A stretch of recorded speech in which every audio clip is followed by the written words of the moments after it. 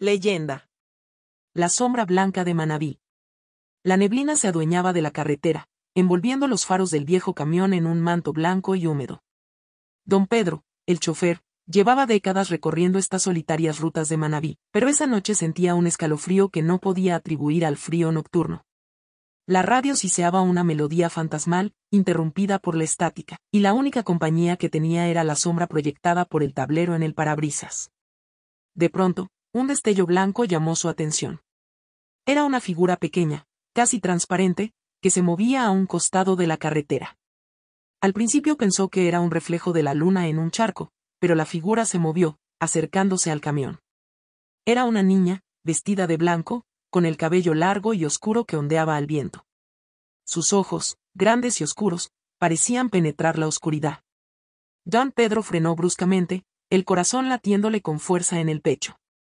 La niña se detuvo a unos metros del camión, mirándolo fijamente. Por un instante, el tiempo pareció detenerse. La niña levantó una mano, señalando hacia el interior del vehículo. Don Pedro sintió un escalofrío que le recorrió la espalda. En ese momento, la niña desapareció, dejando tras de sí una sensación de vacío y miedo. A partir de ese encuentro, don Pedro comenzó a tener pesadillas recurrentes. Soñaba con la niña, que lo perseguía por oscuros laberintos, susurrando un nombre que no lograba descifrar. En el pueblo, comenzaron a correr rumores sobre un fantasma que rondaba las carreteras, una niña vestida de blanco que se aparecía a los conductores en las noches más oscuras. Decidido a poner fin a sus pesadillas, don Pedro decidió investigar más a fondo la historia de la niña fantasma. Visitó a la anciana doña María, la guardiana de las historias y leyendas del pueblo. Doña María le habló de una tragedia ocurrida hace muchos años, cuando una niña pequeña había desaparecido misteriosamente cerca de esa misma carretera.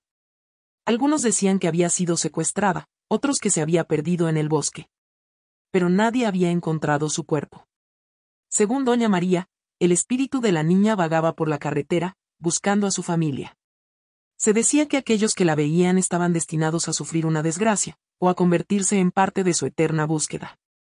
Don Pedro, aterrorizado, decidió abandonar su trabajo como chofer. Pero la niña fantasma no lo dejaba en paz.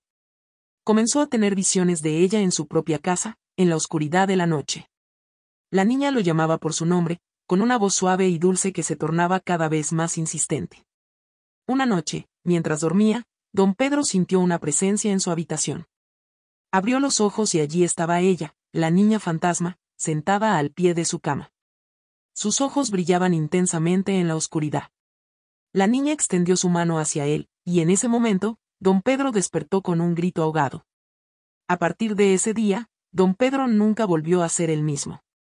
Decidió mudarse a otro lugar, lejos de Manabí, pero la sombra de la niña fantasma lo perseguía a donde quiera que fuera. Y así, la leyenda de la niña fantasma de Manabí continuó creciendo, alimentando los miedos y las supersticiones de los habitantes de la región.